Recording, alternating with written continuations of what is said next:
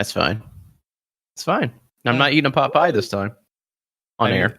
That's a bonus. You're also not starting the show. No, not yet. Just making sure. Oh, well. Welcome, everybody, to the Catch-All Podcast, the water cooler for constantly calibrating, where we talk about our gaming experiences and sometimes the news. Hi, I'm your host, Justin. We got Josh over here as per normal, and as a special thing, we have a special guest for the first time on the Catch-All, our old pal, Brad. I'm special?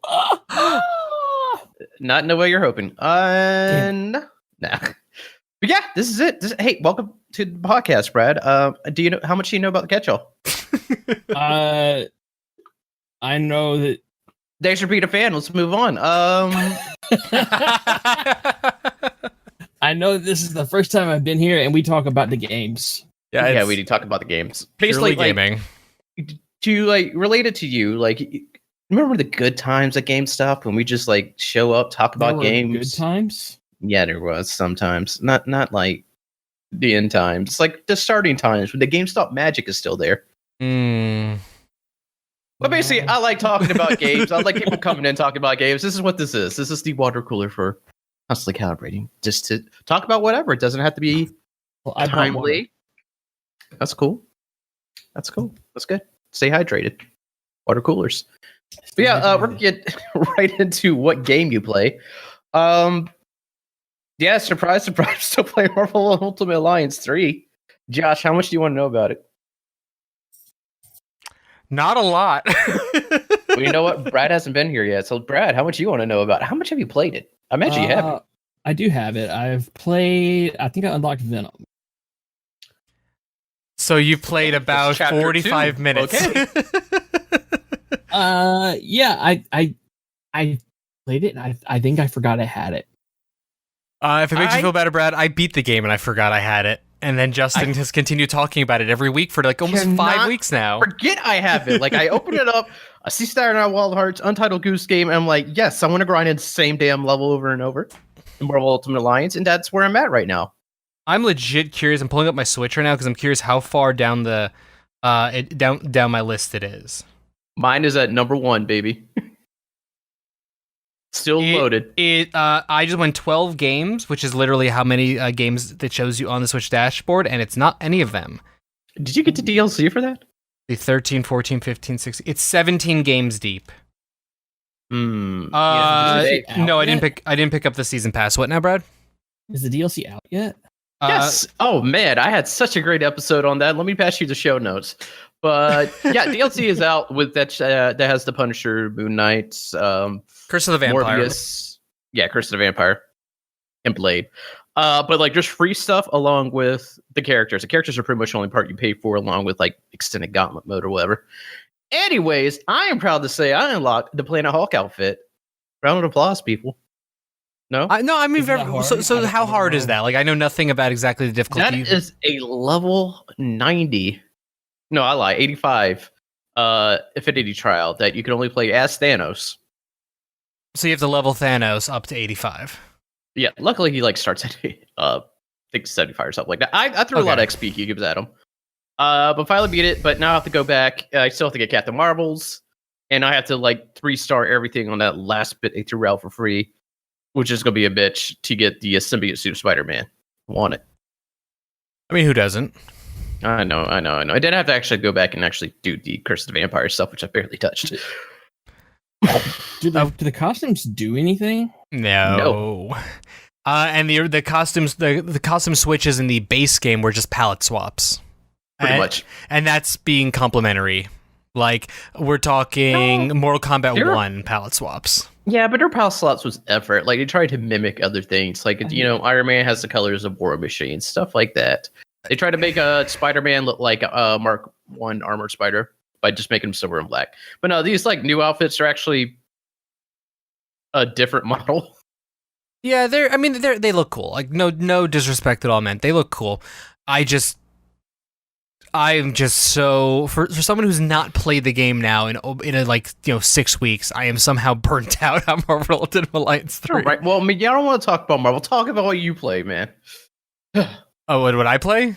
Yeah, They're saying that. I thought you were going to say talk about Uplay because I don't even know if you know what's going on with Uplay right now. Wait, what is going on with Uplay? Oh shoot! Let me pull up something. We didn't have this notes like literally until you said Uplay. I'd forgotten this was even a thing. It's our buddy Jeff from Jeff M from SDGC was posting about this. Let me see if I could find his thread. In any case, Uplay Plus is doing. There we go. GameIndustry.biz posted about this. Uplay Plus subscribers report repeat charges, suspended subscriptions, other issues. Here, I will drop it in the. So basically, Uplay Plus is not going well. No, not going well would be better than this is going. But Rebecca Valentine wrote about this, but reporting issues with subscribing to Uplay Plus, including repeat charges, suspended subscriptions, issues deleting saved credit card information. People are getting charged over and over and over again, like every day, multiple times a day, $20. Everyone's dealing with completely different things, and games aren't actually being usable. Okay. Yeah, so Ubisoft representative, let's see the update after initial publication of the story. Ubisoft representative update, returned a request for comment saying it has come to our attention that a limited number of people may have encountered some issues while canceling their Uplay Plus subscription. Players who have been impacted will receive a full refund. At Ubisoft, we're committed to delivering a positive experience for all players, so we are moving quickly to improve the service. Yeah, I mean, like it's. I was looking at like their entire forums were just hundreds of people reporting this issue. My. It was a really bad cluster of an experience. So yeah, the moment you said what Uplay, I just immediately remembered it. How have I not heard about this? To be blunt, if I wasn't following Jeff from SCGC, I'm not sure I would have seen it. Yeah. I saw him post about it, and then John from SDGC retweeted it, commenting, a what the fuck line. And then I saw Rebecca write about it, and then I've seen nothing else on it. But in a week with all the other news going on, it's easy for it to slip under the radar, I feel like. Yeah, and at very least, I mean, this is a monumental screw up, but they're not leaking information, are they?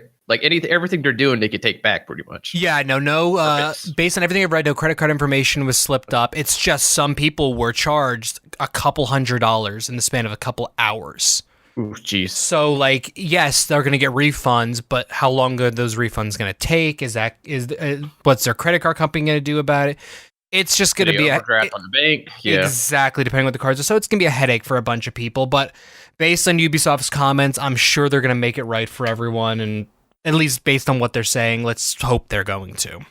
No, yeah, is my camera flickering for you guys, or is it just local? Occasional, no more than anyone else's. Okay. I assumed it was a Discord issue and not a U issue, in all honesty. Discord always flickers for me, for people. Okay. That it does.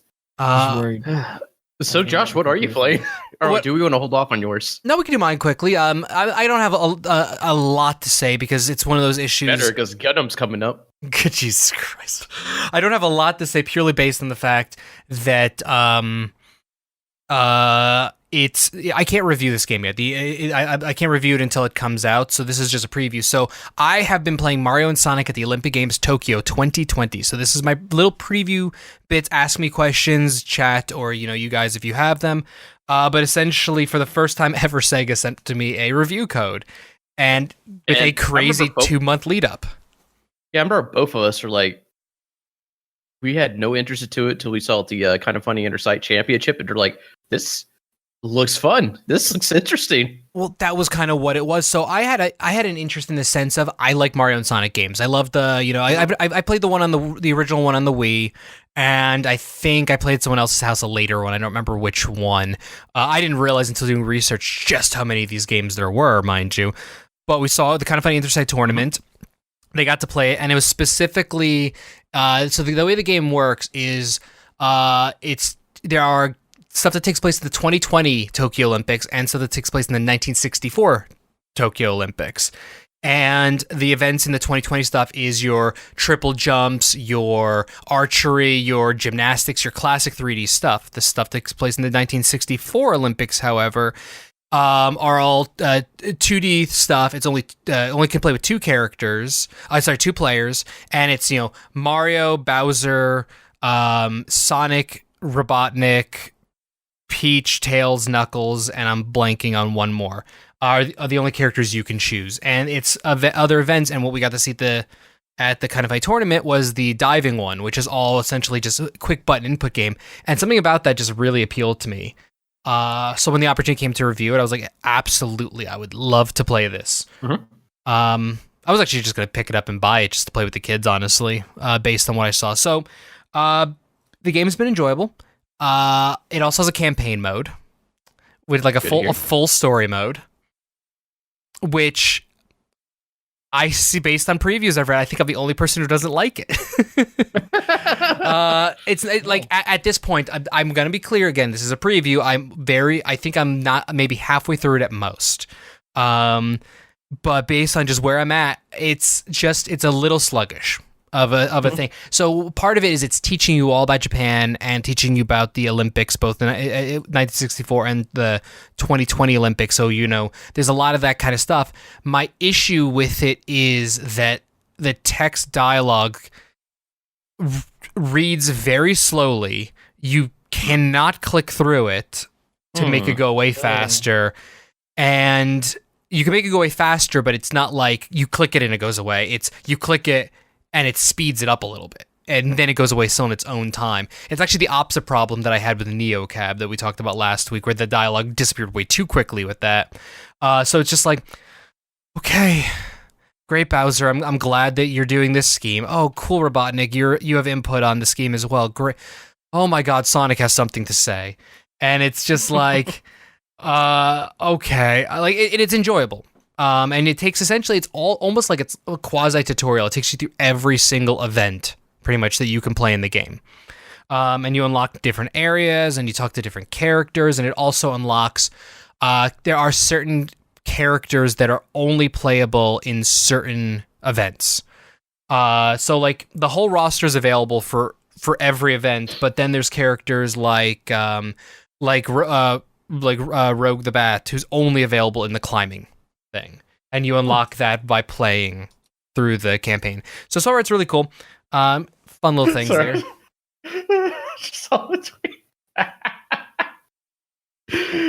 you see the Lady Gaga Ninja tweet? Yeah, I saw her asking about it. Yeah. Okay, so no, Lady Gaga goes, "What's Fortnite?" Yeah, I saw. And of course, Ninja, uncharacteristically, call me on the telephone. I'll give you a million reasons why to play you and I. Next tweet from Lady Gaga. Who are you? Yeah, and then she tweeted again a little bit later that just is who is Ninja. And I personally think it's a bit that's going on. Fun thing, a lot of people in that thread, including friends of ours and possibly myself, commented, but Lady Gaga's a woman. You don't play with women. And he actually responded back to that, claiming that he was taken out of context on that interview, and he has more to say on it in the future. And it's like, oh shit. So I'm actually really curious to see where that goes. Khalif from Spawn on Me retweeted like an image from that. Back to Mario and Sonic. Yes. So the last couple things I'm going to say. So the mini games are fun. The game is fun. Like the actual events are fun. I've only played so far with the game allows you 3 different modes for most games. Not every game is this. Every game allows you to have at least button input, so you don't have to use motion controls. You can just hold it one Joy-Con and do that thing. But it also allows either single Joy-Con motion controls or dual Joy-Con motion controls. All I've messed with is button input because we've been pretty much just playing with the kids, and there's no way we could really do the motion control one necessarily right now with that. So I'm going to be messing around with that in the next couple of weeks leading up to the actual review. But based on the button stuff, it's good. It is some games are, hold the SR button to charge up, then hit A when it says go to get a speed boost, then rapidly hit A, and that's it. Other ones involve you having to get a doctoral thesis in how to hold a fucking controller. At times it feels like there are just some things like we were playing with Charno's brother and sister-in-law, and the gymnastics one was the most comical thing I've ever experienced in my life because nobody could understand it.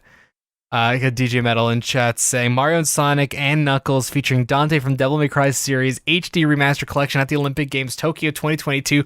Sons of Liberty.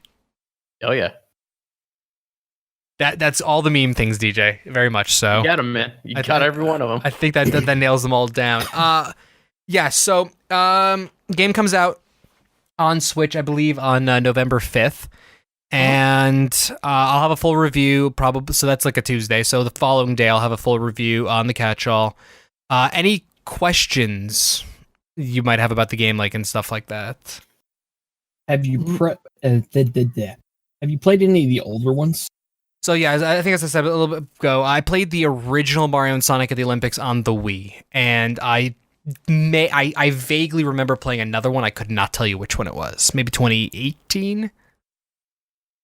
I think there was one, or 2016 or something like that. I don't know. Every 2 years. Yeah, so but in any case, I played the one on I played the original one for the Wii. And this feels like the same kind of fun to it. I've been having a blast overall playing it, and it's been a pretty enjoyable thing, and I love the gymnastics event. I love the high dive event, which is a 1964 one, and I'm loving what is it? It's skateboarding. Yeah, I mean, I don't have that many questions because everything you're explaining and what I saw, I get the gist of it. Other than some more of the story mode, so I'll have to wait till you get to that review of that. I mean, Yes. I remember loving the gymnastics. Because, man, I never knew Eggman could be so graceful. Same thing with Waluigi. Oh, never mind, I knew Waluigi could. Yeah, Waluigi always be flexing. Well, yeah, definitely. Alrighty, well, let's go ahead and move on. Brad, what's something you're playing right now? I'm sorry, Josh. Did you have more? No, I was just laughing at that segue from Waluigi always be flexing. Waluigi, he always be flex. Yep. What am I playing? Oh, actually, we got a question before Brad. Who is more graceful, Waluigi, Eggman, or Zavok? And I gotta look up who the hell Zavok is. Yeah, It doesn't matter. It's Waluigi. Okay. Okay, I see who Zavok is now. I would say the most graceful's got to be Waluigi. No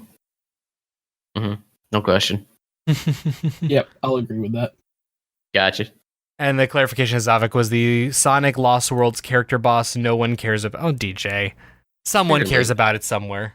I mean, you mentioned it clearly. The guy or lady who created him probably cares. There you go. Oh, God, Brad getting real with us. I know. Well, I have So to what get you real. playing, Brad? I'm playing a shit ton of Destiny. Ooh. Get out of town. No, So really. how do you really feel that Shadowkeep is Bungie kind of going back true to form, kind of making it Destiny they wanted it to be?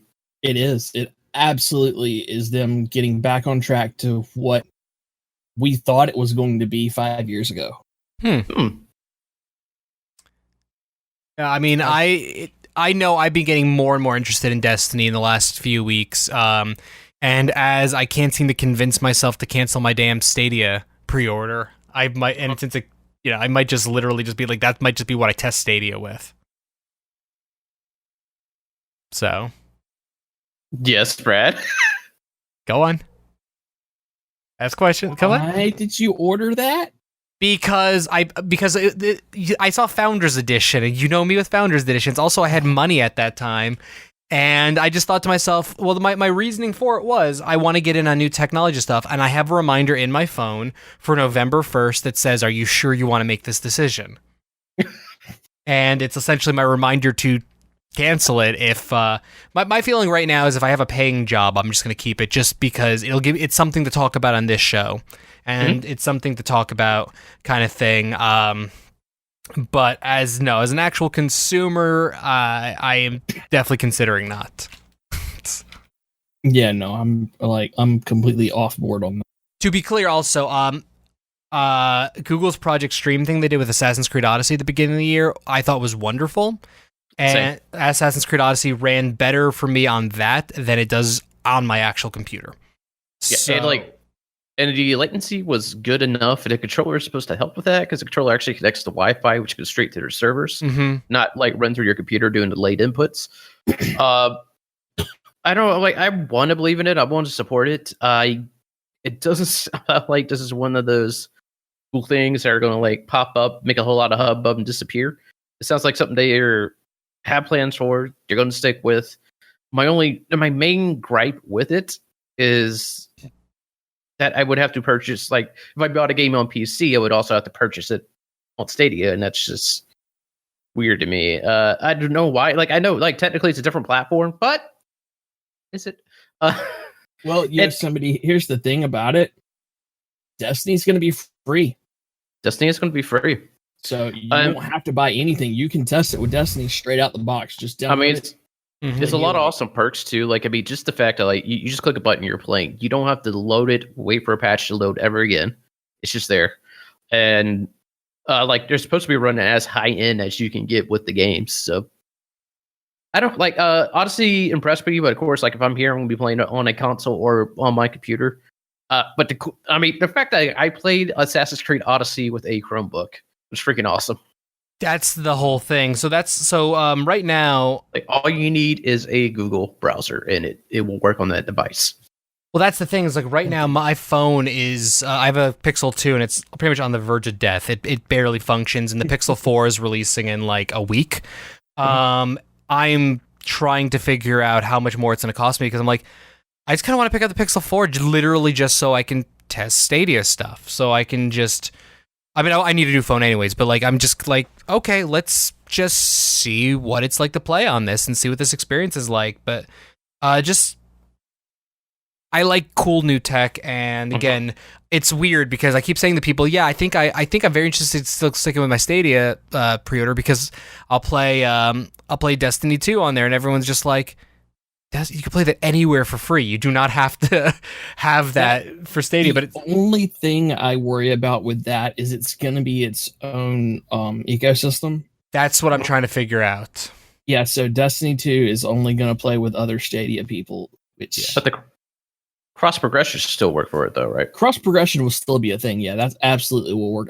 I guess it'll be considered. Everything that occurred to me too is like, it's not like you're going to be streaming like for a Destiny game or any live service games. It's not like you're going to be just, you do Destiny boss, your connection handles your connection to Destiny. I'm slowly realizing like, oh no, like that all is running from Google servers. So as long as you connected them, you got their backbone running an online game for you, which is pretty awesome. But I mean, it has advantages. I am very curious about it. But keep going on about Destiny, Brad. Okay, I mean, so it's been out for we just started week 3. I've been playing casually almost every night for about 2 to 4 hours, I'd say. I keep wanting to get back into it, but damn it, Gundam. And I probably play like 6 to 10 on the weekends. It's really good. Like, I mean, Bungie's still the king of making an FPS feel good. And the new armor systems, they seem a little weird at first, but once you figure out how all the mods and stuff work, it really feels like a true RPG to me. And they just keep adding more and more of good, solid lore to the series and building on what they've already established. So, for a live service game, it's something that each week they give you something to come back to. It's not like with WoW, hey, here's your patch. See ya in 3 months. Now, every week you've got a little bit of something. It may not be anything huge. It could just be like a new quest to advance the seasonal storyline, but it's something. So right now we've got the seasonal quest stuff going on and the Shadowkeep stuff going on, and this week was the first Iron Banner for this season, which I'm digging. So I've just been head on into that for 2 weeks now. All right, cool. Wait, I do need to hop back into it. Like, I need to give it a fair shake. Yeah, I can go into more details, but I need specific questions, or else I'm going to ramble. I don't have any specific questions. Sorry, I just I did a dumb thing on Twitter. Whoa, just now. So, like, because it's weird for me with games like this too to do a big upgrade, but it still doesn't change like the core gameplay of it, or does it? Yeah. Like, does it feel different at all, or is it more they just got the BS out of the way? I'll say the gameplay loop is going to change about every 3 months now. Okay. Like, because they gave us the main story with Shadowkeep, which is probably equivalent to the Rise of Iron story, but they're going to keep going with that little by little over the next year, and each season is going to have its own story that seems like it's going to tie into it as well. So we've got the whole nightmare thing on the moon with excuse me. The whole nightmare thing with Eris on the moon and the hive, and then at the same time, something we do in that causes the Vex invasions on the moon as well. So that's going to get tied up at the end of the season, and the Vex invasions are gone. And then the next season we'll have something completely different altogether, while we still have the main story of the moon and the hive stuff going on. So it's going to keep changing your ritual activities season to season now. And you reset your progress, you level up through the season, kind of like just any season pass you would have. And you get a new artifact, which grants you different mods, and they can tweak stuff and change stuff every season now. Say, hey, this mod was too overpowered, we'll take it out and put something else in its place. And they can kill any builds that are just too strong or don't work well immediately. Cool. That's cool. So basically, it does sound like more evolve, more prepare, and not just that one thing to get and you just rule all. So I'm gonna have to get back into it. Yeah, I because it's free, I recommend everybody just at least give it a shot. You know? Do you feel like how much does the actual Shadowkeep add to it? Like, do you purchase for Shadowkeep? The purchase for Shadowkeep, it adds the moon story, it adds the raid. I believe it's going to add the dungeon at the end of the month. I don't think strikes are restricted anymore because they don't want to dilute the playlist, and the PvP maps aren't restricted anymore because they don't want to dilute the playlists. Gotcha. Oh, smart moves on both. So there will be some quests, some exotic quests, bits of story that you can't get to without it. But you want to go to the moon, you can do that for free. You can go around, you can do patrols, you can pick up, moon chests and whatever there, all you want to. But the actual storyline of Shadowkeep is behind that paywall. Gotcha. All right, cool. I am going to move on to some other stuff. I am going to spare you Mold Suit Gun and Battle Operations 2, other than I still recommend everybody should play it. It's free on PlayStation right now. Go grab it. Gotta love Gundam. It's great. I'm still playing it. That's all you need to know. Still getting my dailies done. Still getting new suits. Still upgrading. Brad, you look like you might be interested in this. Do I? No, he's not. Some other stuff I've been playing is no questions. Clearly, I had a friend to get me got me back in VR this weekend. Good old VR. Good old VR. Playing on the index. Two things we tried. One was Iron Wolf, which is a sub simulator, kind of. Actually, very much so. So imagine Bridge Crew, or the idea of Bridge Crew, but you're on like an old World War II sub. Sounds neat. Yeah. So there is the kind of like captain area where you pilot ship. You get a huge radar. Can't quite see in front of you or anything like that because you're in a sub. But you can also like go topside, which has like a big artillery gun you can use and a machine gun. If planes come at you, you can go back down. The sub is, besides the two outside areas, is also made up of 4 rooms. It can be played up to 4 players. There is the bridge, pretty much cats that radar, all that stuff. We steer ship, command them to go full speed or something like that. So when you turn to full speed, that goes to the engine room, which the thing will flash. Guy in the engine room has to cut on the engines, make sure it's right there, balance it out. Honestly, the engine room gives me anxiety. There are so many switches, so many buttons, so many things you have to monitor in there. Mhm. I just like, I want it.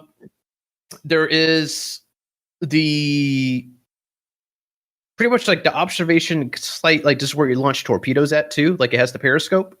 It's where you can line stuff up, and that's where you can actually like fire torpedoes. But there's also a torpedo bay at the bottom where you have to load it.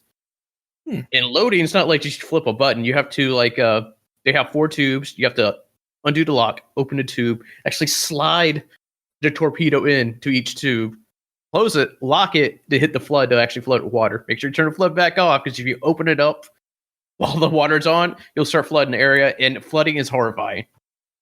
Like the game actually warns you, just simulates drowning. This is honestly what I love about VR stuff, is like in a non-VR game, all the stuff you just listed, tedious as fuck. Like, oh my God, I don't want to do all these details. This sounds annoying. Why would the game make me do this? But you describing in VR literally makes me go like, I want to play this. Because not even that, like, where are you going to be able to command a sub or anything like that? Just like I have the VTOL, where it's just pretty much a flight simulator game, but it's a bit on arcadey side, so it's sim, but not too sim, if that makes any sense. But you actually have to like properly start the engine, like cut on generator, rev it up, cut on the auxiliary power. Then you start your engines. Once the engines are starting at a certain RPM, you cut off your auxiliary power, so you don't have to worry about powering that anymore. Bunch of stuff. You have to like set your rudder and stuff. Anyway, point is, stuff's cool. So like we're like going around, you have to sync stuff. You like Captain Hail Mary, like, or the bridge, whatever. Like you do also control like sub going up, sub going down. What angle you want to go at? You could throw it alarms when you're starting to dive, which I had to do for my friend because he's still on top. Going, he's like dive. I'm like, I threw it on, make sure he knows I was about to go down. Because like we had like battleships and stuff shooting at us, and then we tried to pick them out and do that. But like even when you're underwater, ships start dropping depth charges. There's also some mines you have to navigate around, which you can only see on blips on your radar. So like it is truly just, I don't know, like you're just a little tin can hoping you're like actually steering this thing right. But yeah, it's really cool. It's super satisfying when you get sub lined up, yell to launch the torpedoes, see them fire, see them go, keep an eye on them, and you hear that hit. It's just freaking awesome. I highly enjoyed that very much. Now, the experience I want on VR, I'm not just okay. I do like Gundam. I'm not that excited about Gundam. No, I am this excited. But I want a Gundam experience in VR, pretty much. Like, if anybody remembers the Dreamcast Gundam side story game, is the only game I know that actually puts you as the pilot inside the mobile suit, instead of acting like you're just an outside view. Like, you actually have the 3 screens around you, and it's as first person as you can get. I want a VR game like that. And that's kind of what I was looking at. Vox Machine is as close as you can get right now. Vox Machine is kind of like MechWarrior, or any big mech game that has a pilot. You are in the pilot seat. You got to control the throttle, make it go, steer it. There's a knob you can use to start like taking off, flying, stuff like that. You got to control your weapons. And a really cool thing about this game is to talk to people, you actually have to pick up like a CB radio. And that's pretty much your push to talk. Not only that, there is a screen. It shows your avatar talking. And like it actually tracks your hands too. So if you're talking with this hand and waving, like people can see that on their screen.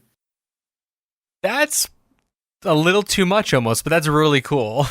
Oh no, it's really awesome when I'm just sitting there, I'm like blah blah blah blah blah blah blah. So I'm sorry, Star Fox reference. What's that, Slippy? I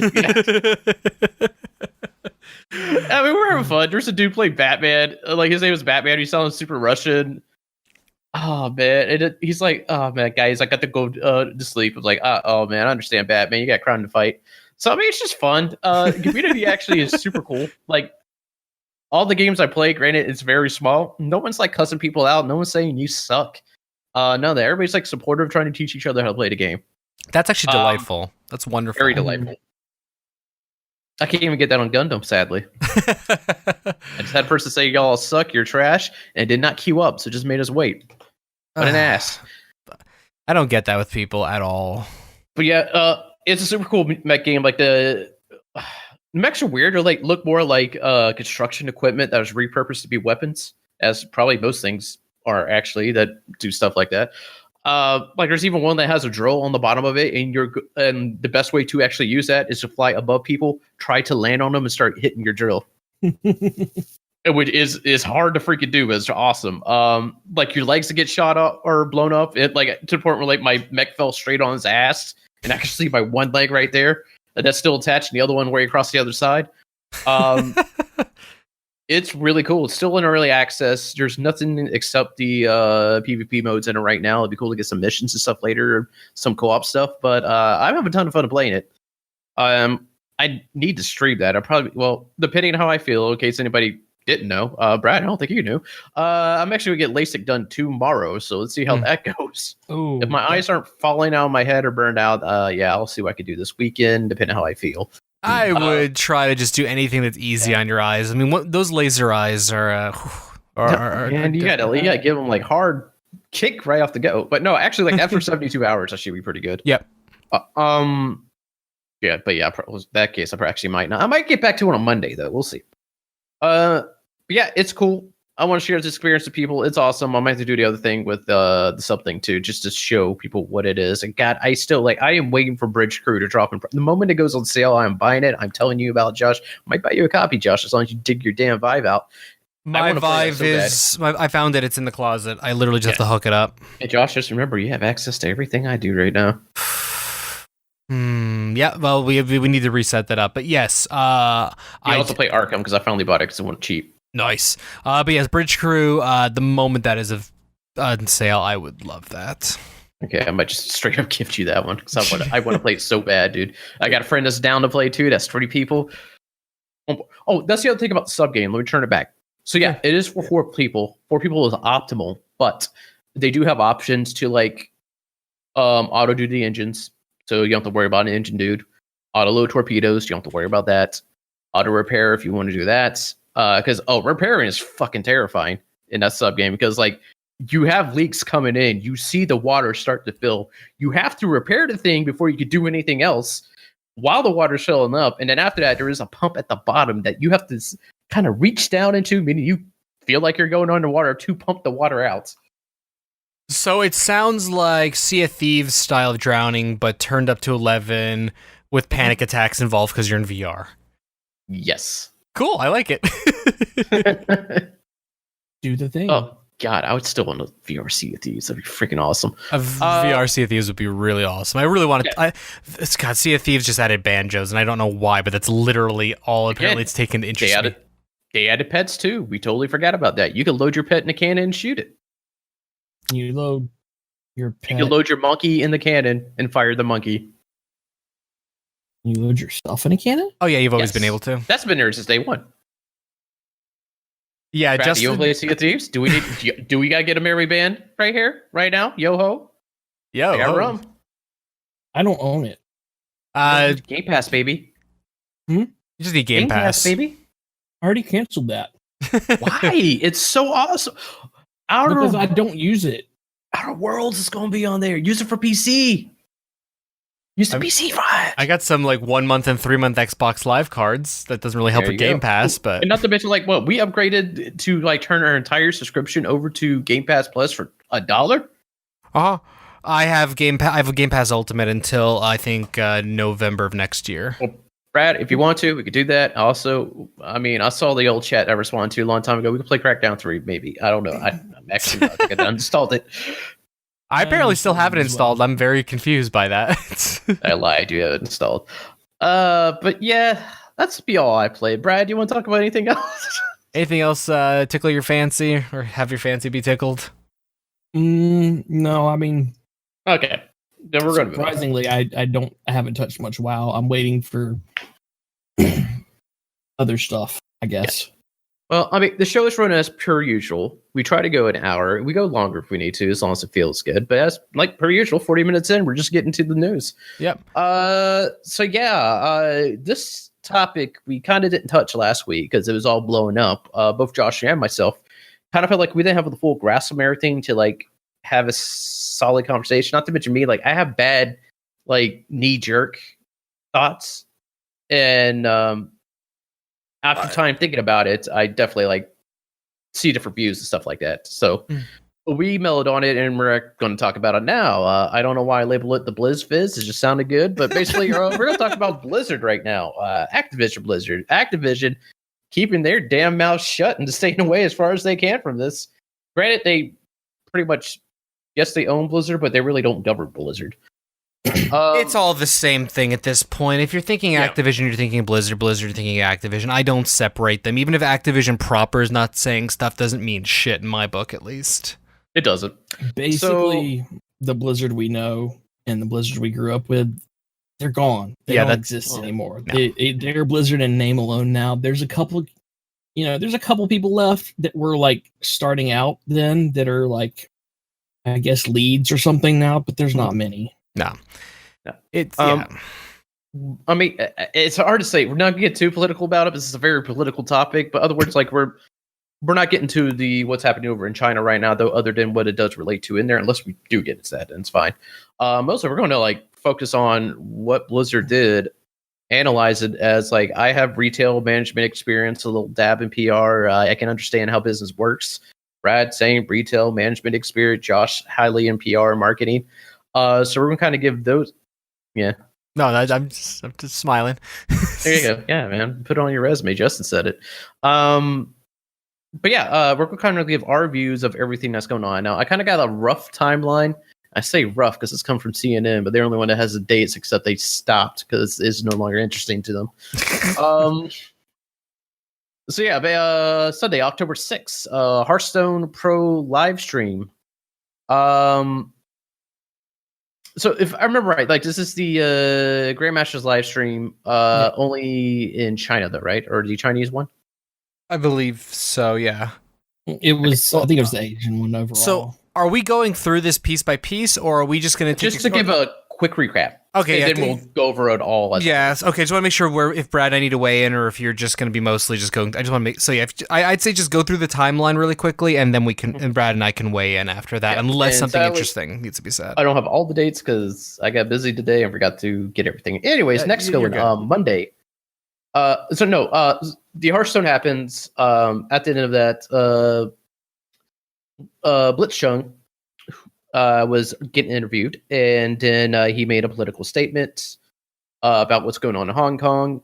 While the commentators kind of chuckle a little bit, but duck their heads and try to get out of the way. Mm-hmm. That happens. Blizzard responds to this by banning Blitzchung for a year, denying him his winnings, and the weirdest part I think of this, and the most screwed up part, is just firing the commentators for something they had no control of. Okay, this gets too much into crap. So, like, of course, what everybody, this is such a big thing that political figures actually got involved, both like on the American side, all like worrying that Blizzard's bowing down to China because of money, and they kind of are. This whole starts off the whole boycott Blizzard movement. Mm-hmm. And just kind of goes throughout the week last week, going crazy. And then, like, what was it? Was it Friday? Blizzard finally responded. Not only was it business in was California. It was Friday. Yeah, as Brad said, end of business. It was like 6:30 p.m. or 7:30 p.m. Pacific time, U.S. That it's essentially that when you drop. In PR, that move is called when you just really don't want fucking people to respond to something and you're going to shit the bed. That's not it's not the official term, but it's like, we know we have nothing to say on this good, and we're hoping the least amount of eyes are on it and the least amount of reporting can be done on it. Yep. So that leads to Monday. I think it was Monday that Blizzard... No, it was Friday. That's when they announced what they rescinded the ban for Blitzchung, and they announced her to 6 months. They decided Blitzchung did perform admirably and follow the rules during the competition. Should have gave him his winnings. And then, the rest of their statement, which we could read, but I mean, you can hear it all over the place, read word for word, and I don't know if you can hear that dribble. It's one of the literally, it might be the worst written statement I've seen in a very long time. Nobody in PR or marketing wrote that. It did not touch, it sounded like lawyers wrote it. It didn't touch PR at all. I feel bad for everybody there. And to be clear, I do not feel bad for Activision Blizzard. I do not feel bad for those executives. I do feel bad for everybody that works there that had no control over these choices and has to live with them. Oh, that's. I feel bad for the people working the studio. I feel bad for the people. Oh yeah, I forgot. I completely skipped the walkout. Because not only are people like protesting stuff, like Blizzard employees were too, and covering up their not mantra, kind of like the mantra, but on their core values. Thank you. Yeah, their core values, which are up on what is it like their fountain statue thing. They covered it up. Yeah, like that. There's 8 of them around that work statue, and they covered up Think Globally, and they covered up Every Voice Matters. Yep. Yeah. And kind of getting sooner news, there was an Overwatch event that was happening, but now canceled. Specifically, there was an Overwatch event that was You're talking about the one that was happening at the Nintendo store in New York? Yes. Yeah, so there was the launch event that was happening in New York. They, again, last minute, like less than a couple days beforehand, just announced, nope, that we're not doing that. Literally barely a word about it. And it was just like, nope, not happening. And yes. Yep. I also forgot to note, like we're all fans of Blizzard, but Brad, probably most of us, as he's wearing a Horde hat, huge fan. So you're getting people who love the company or loved what the company used to be talking about this too. Yeah, like it's okay. Let's just dive into it. We got people I was joking that I want to do this a moderator show. If like it just dropped, and I was like, Blizzard cares more about money than their core values. Brad. All right, so here's what we have. That's not interesting, Josh. This right here. This is China's ass, and this is Bobby Kotick right here.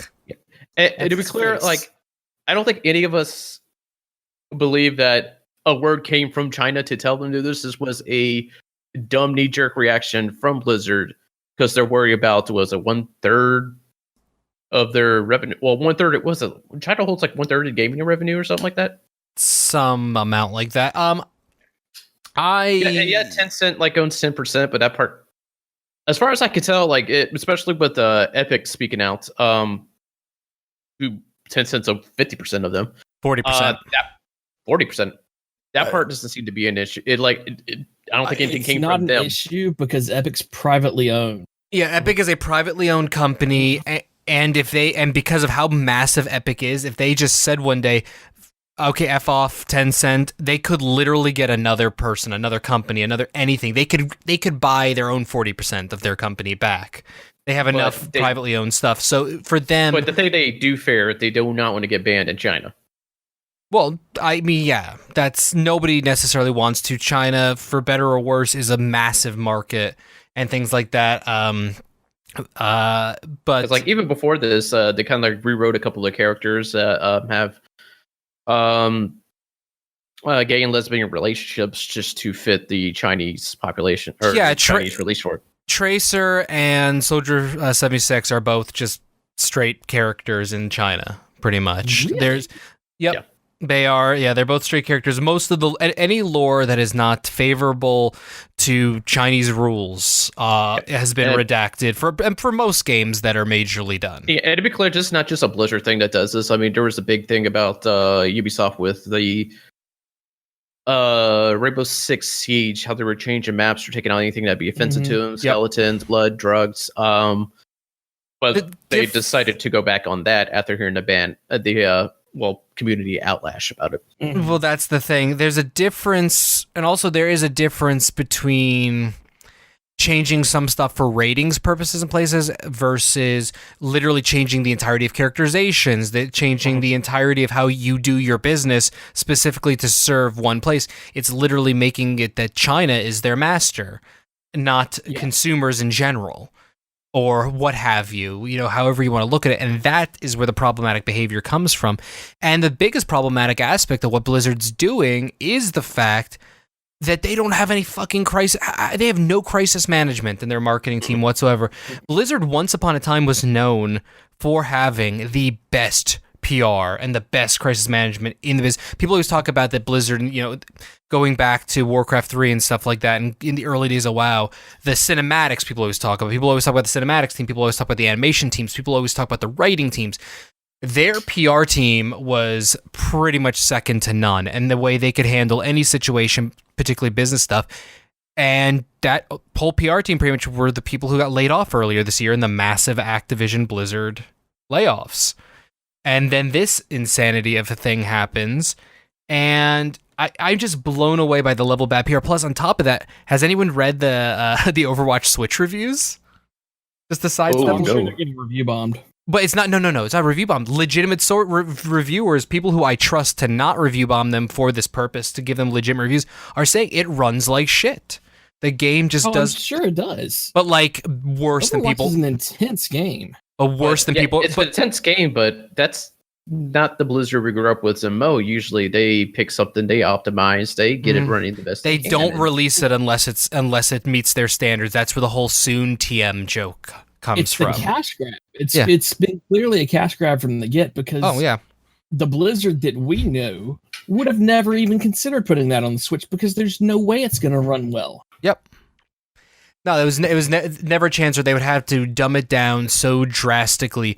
But in a week where, well, I mean, Witcher's on there. I was about to say, well, so I don't know what to believe anymore. Well, here's the thing: in the week where The Witcher 3 came out and runs pretty damn well for the system. For Overwatch, both very intense games for different reasons. I understand games are different, but still. That they released the same week, and one is just oh my god level performance, and one's like oh my god level performance, is a problematic thing. I'm just sitting here waiting for BlizzCon. I have never been more excited for a BlizzCon in my entire adult life. And it's for the wrong reasons. Actually, it's in my cron on kind of funny games. It's like I had no interest in watching the keynotes for BlizzCon. But I'm definitely tuning in this time to see what happens. I'm legitimately considering. And also, I can't wait to see how many fucking Winnie the Pooh cosplays there are, because that's offensive to ruler of China. Like it's offensive to him, so people are gonna fucking do that. BlizzCon is, if people thought BlizzCon last year with the "you all have phones" thing was a moment which I didn't even think was that big of a deal of a moment compared to most people. If you think that was a moment, I'm just sitting here like, what is this one? What is? How can they possibly, like? They can't cancel BlizzCon. A lot of people thought they were going to. They literally cannot cancel it, but they want to. You're like, can we just cancel and do a direct? It works well for other people. There's so much stuff that's already paid for, and the backlash of canceling it would be even far worse. I'm quite looking forward to the end of the month, because I was already looking forward to it because of the rumors I've heard of what's going to show up and whatnot. But now I cannot wait to see the live segments of people sitting on the couch and maybe there's Hong Kong flags running around. I don't know. To be clear, we're not taking joy in watching Blizzard burn. No, but it's just like the whole how crazy this is going to be. Not well, because I don't think they can do that anymore. How they control it.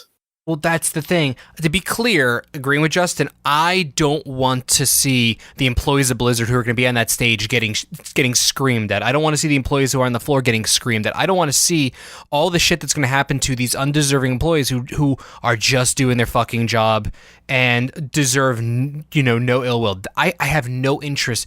But this to me is one of those gaming moments in history almost. Those it just feels like one of those things where you remember it, you're telling you're telling friends I was at BlizzCon 2019, or I watched it live and I saw all the free Hong Kong stuff and things. It feels like one of those kind of things we're leading into, and it's just for gaming historical stuff more or less that I'm just like, what is this gonna be? And it's going to blow over because we have the gaming industry, or the consumers of gaming industry, really have a short memory. The news cycle in general was so rapid, even outside, especially outside of gaming. The whole entire news cycle is so rapid that this will be gone soon. Which is something I wanted to point out. Please, boycotts don't work, and that's why. because news moves so fast, people can't keep up and can't stick to their values All right. before More something of that else part. pisses Just like them off. I forget.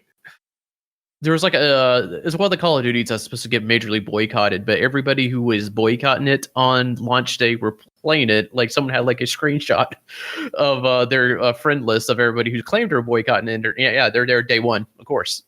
Yeah, and that's how these things work. The excitement gets the better of you. All these different things, and boycotts can work, but in a massively capitalist society like ours, and in a cycle where the news is also heavily controlled and filtered and runs so rapidly, there's so much going on. It's near impossible in an entertainment medium to put together an actual boycott. You know, you can hurt sales and stuff like that and things like that. But when you're talking about we're talking about a massive corporation of Activision Blizzard. There's not really much you can do. That's why the BlizzCon stuff interests me the most, because the potential of people drowning them out so they can't announce their stuff. That kind of stuff has potential to do something. It's not, again, going to be long-term, mind you, but it has potential to do something. Yeah. But let's, do you have something to add to that, Brad? No, not really. Like, I just, I wanted to point that out, and I actually considered it for a hot minute. I was like, how mad am I at them over this?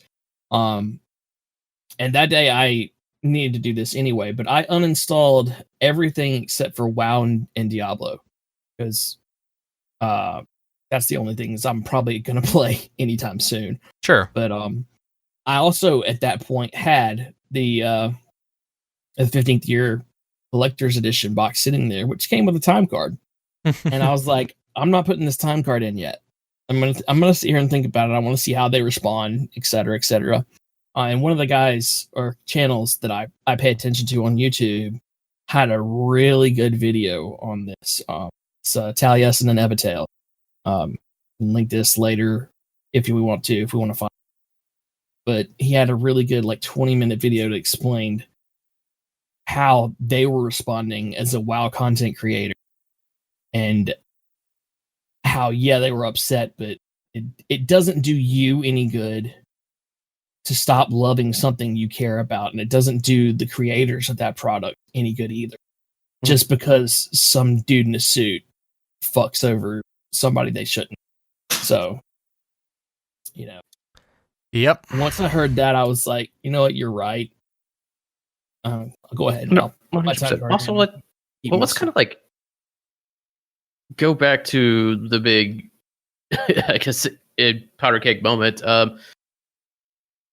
In Blizzard's reaction to it. Okay, so I think we all agree Blizzard's reaction to it, yes, way overblown, stupid, dumb. But them taking action at all, was that part wrong? He should have gotten a slap on the wrist because he clearly violated the rules. I'm not going to argue that. Yeah, he violated the rules. He knew he was. Yeah. By doing what they did, they drew attention to it. Yeah, to me, what I feel like themselves. I feel like it's the equivalent of a judge taking a small case or a small offense and throwing a book at it. Yeah. Yep. They were trying to make an example of someone because they drew attention to an issue that they didn't want to be drawn to on their program. But by the way they did it, they drew 1,000% more issues. Literally, if they just said to the guy, "Hey, fuck off," you violated the rules and you got a 6-month suspension, and just maybe a throwaway thing.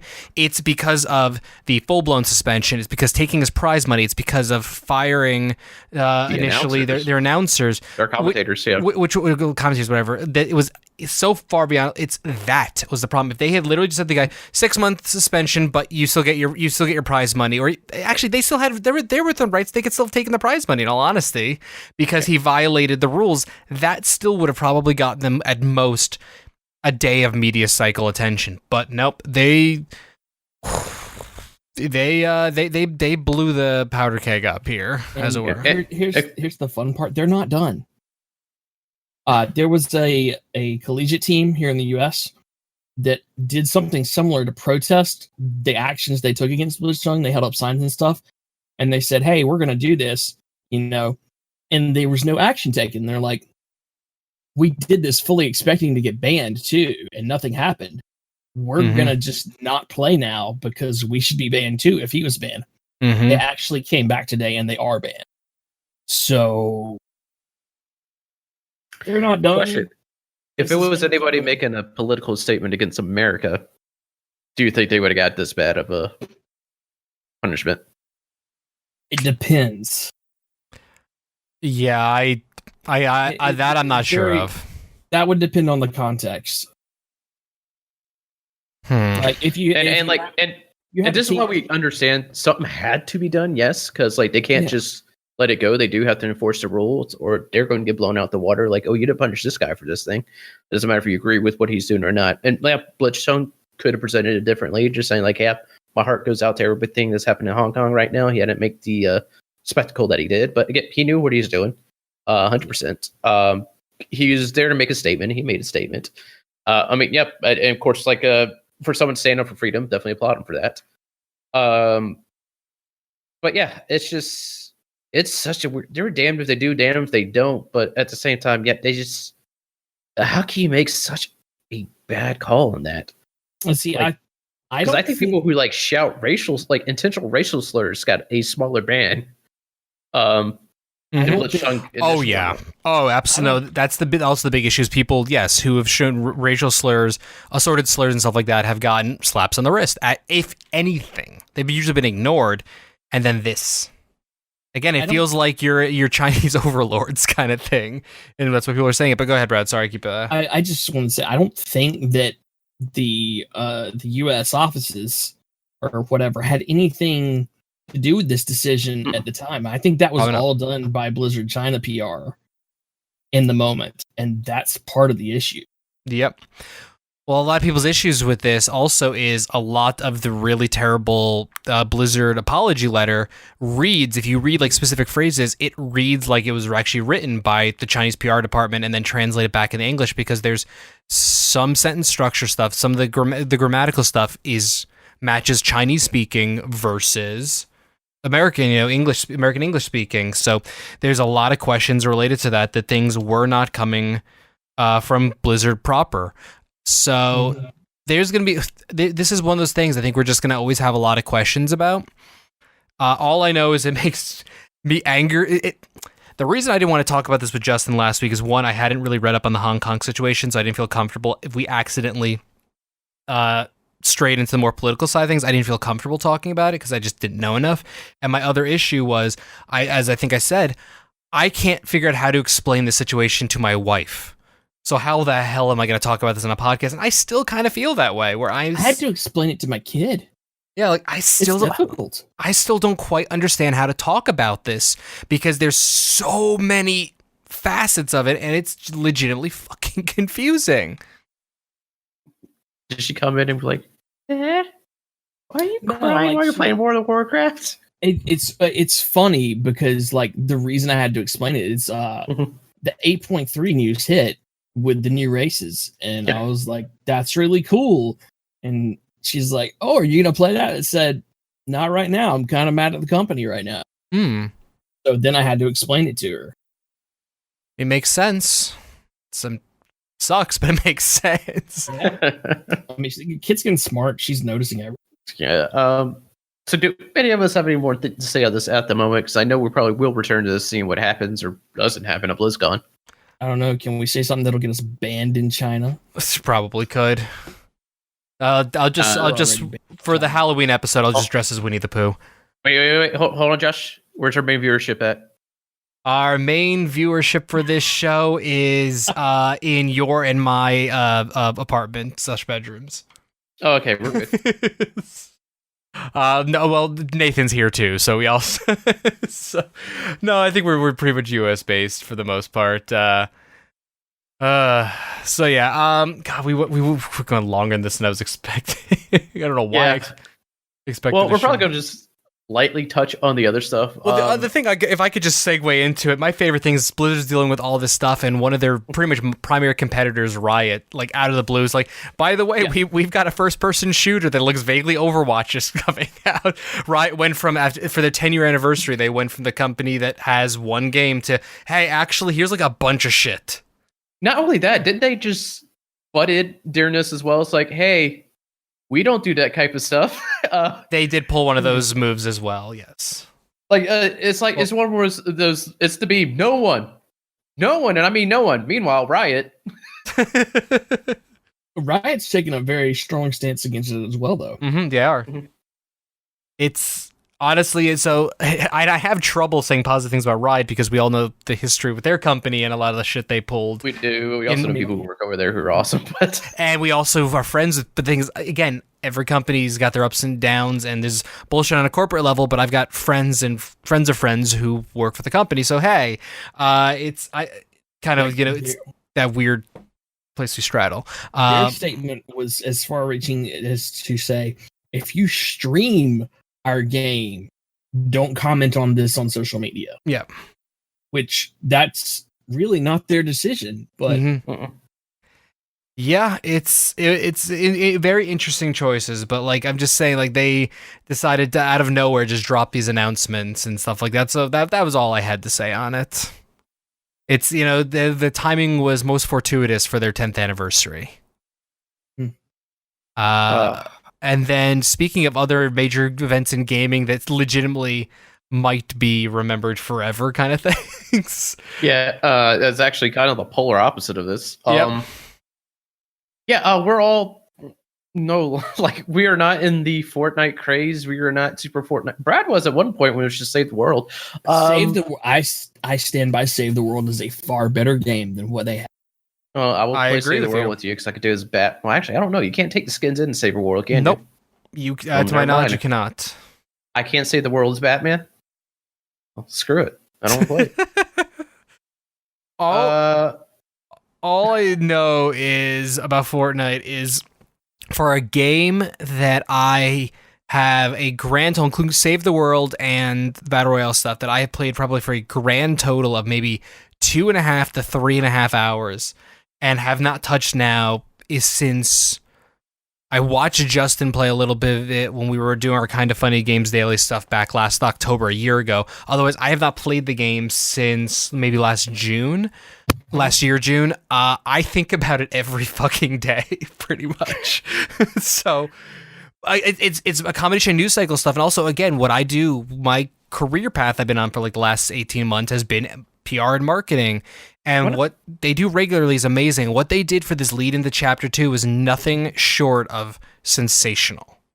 Yeah, let's get into like what they do is amazing. Like they are constantly keeping this game updated. They are constantly keeping this game fresh, constantly changing up just the whole mechanics. So you play completely different in the next drop. And like I mentioned, like it's just a hodgepodge of pulp culture too. Like where else can you play a game where you're running around as Batman, as Star-Lord, shooting each other in the face, and Thanos is like dropping gauntlets? There's not one around. Not to mention John Wick's there somewhere. Nothing that's you're officially allowed to do it. John Wick's in it? John Wick, yeah. Official John Wick is in it. There was a skin that pretty much was John Wick, but then they did an official skin. So if I can, let me take people through a very short timeline of what happened with this Chapter 2 thing. Please. So a few days ago, Fortnite went, they announced something that was happening. It was the end of Fortnite, and people actually legitimately cared. I was reading, I actually cared about Fortnite for a full 72 hours. But like, people like actually believed Fortnite was coming to an end, and what happened was people playing the game across every game watched as essentially a meteor hit the game, create this wormhole, this black hole, sucked the entire map into it, and then people just watched a black hole. And that was what, 48 to 72. Just a map. I think it sucked the UI and everything into it too. Everything, the entire existence of it. I watched it, like I've watched 2 different videos from 2 different people's perspective of this, and it was like 5-minute videos, and I'm just sitting there captivated by this. Again, I don't care about Fortnite, but it was just fascinating. And like they destroyed their own game, and there were people who legitimately believed Fortnite was done. I mean, anyone, I feel like anyone who's actually paying attention understands it wasn't, but you gotta remember, this is a game that is predominantly played by young, kids to, preteens and stuff like that. And yeah, they certainly do not understand marketing cycles and these kind of things, and legitimately thought that this game that they had sunk so much time into and convinced their non-gamer parents, we've wasted like hundreds of dollars in V-Bucks and stuff like that in this game, and it's just gone now. There's a lot of belief out there in that, and then lo and behold, some jackasses leaked this stuff, but eventually, a little over 48 hours, I think, later, the Chapter 2 thing started. Just that. After you did that, they just dropped everything. I think they closed down their Twitter accounts. Well, not closed down, but they went completely silent. They went radio silent everywhere.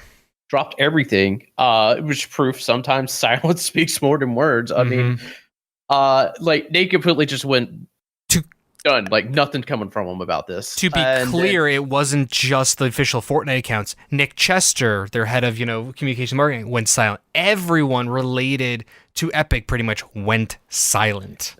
And to be clear, Nick Chester never goes silent. No, he never stops talking on Twitter. So it was a thing to behold. It even knowing what was going on, I'm still sitting here like, I really want to talk to somebody about that. Just ask their process. Okay, so during that process, you're kind of like, yes, you're all watching everything, but at the same time, you don't have to respond to anything. Are y'all relieved or still super stressed about what's coming? Because you would think, God, everybody stay off of social media. That'd be like a godsend. You're like, oh my God, please, yes. And then, but you're worried about this huge launch that's coming back. Yeah, it's crazy. It's crazy what this was, and they they relaunched the game with like a bunch of stuff, fishing and boats and all this other stuff, and honestly, I still think it's one of the best marketing things. One of my favorite things I saw related to this Fortnite Chapter 2 thing, I tried to find the Twitter before we started, but I saw this tweet, and it said, it was like, I'm paraphrasing here, but essentially, I wish I had children because I would let them just take the day off school today for this launch. As soon as I found that, I would have just let them stay home because, like, for their generation, this is like... This launch of Chapter 2, it's like a major event in their lives. And watching all the gamer-related parents hopping into this thread, because there's a person who said they don't have kids, and all the gamer-related parents being like, actually, we did that. As soon as we realized this was happening today, we just said, fuck it, we're not sending the kids to the school. Like, they can take a day off, because this is all their friends are going to be talking about. This is all anyone in their age group's talking about. I mean, I have to load this up to confirm it, but what I heard is also when you start the game right now, start it fresh in Chapter 2, it straight drops you in. There is no patch notes. There's nothing to tell you what's changed. Nothing. They just straight drop you in. Yep. So like, here, try it. But the things that they have changed, I mean, on top of that, the map has been completely redone. I mean, of course, there's still some familiar stuff. No longer have to go back to the lobby after a match. There are some cool things in the map, like there is a swamp that actually charges your shields. Pickaxe key has changed. There are now crafting stations. So all the stuff you gather, the bricks, the steel, the wood, you can actually take a weapon you picked up and craft it to a higher tier weapon. So you don't have to rely on luck or fighting and stuff like that. Hide in dumpsters and haystacks. That's fun. You can now carry down teammates and enemies. God, I can't wait to see some videos on that.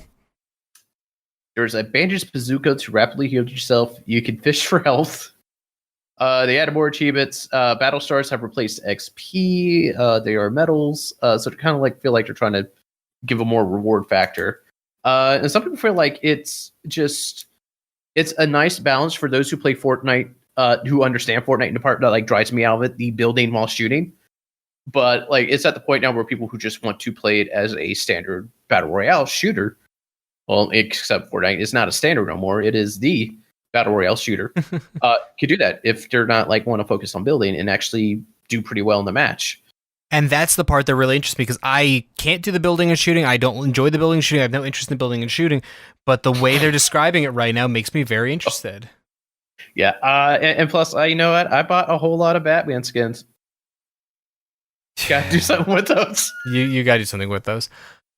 That's especially the most we've ever talked about Fortnite. Not? I even wrote this in a document. It's like I only came back for Batman, but now I'm like truly interested to play the game. Mm-hmm.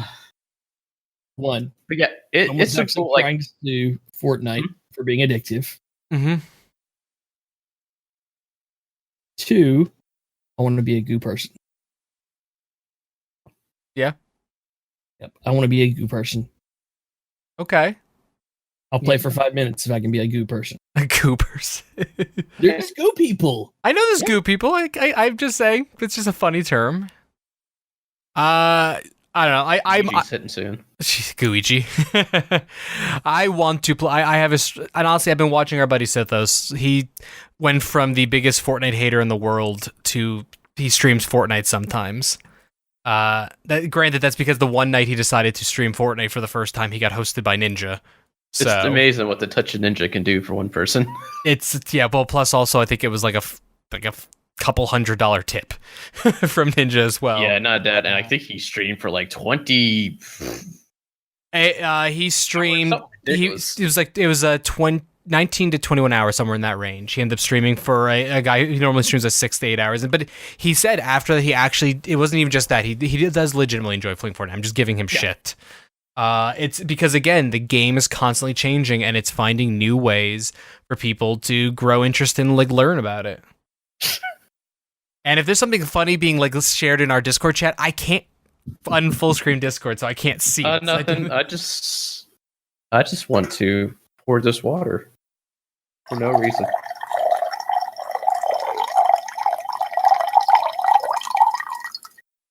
Shizno. All right, I gotta go have dinner, guys. Do you have anything else? Brad has to pee. If you're wondering why I poured the water, Josh has to have dinner. We're going ahead and wrap up the show. So yeah, you can find me at Just_Glorious on Twitter. You can also find me at both Twitch.tv and Mixer.com/JustinGlorious. Again, no ring on this finger, so everybody gets a ride. You can find Josh at Bear Punch, also Mixer.com/Bear Punch. You can find Brad at what do you do now with OG Xanos? That's just that it's there. I use it occasionally. Yeah. He's on Twitter. He talks sometimes. Yeah, but basically, look up OG Xanos. You're going to find Brad. So glad to have you back on the show. Yep. Hopefully have you for some more. Also, this was a good test bed to see what it's like to have a guest on the catch-all. If y'all enjoy it, let us know. We have a plethora of people who probably would love to hop on. So if y'all want to see more of this, is something we're trying to make happen. Yeah, pretty much if you enjoy this kind of stuff, please let us know.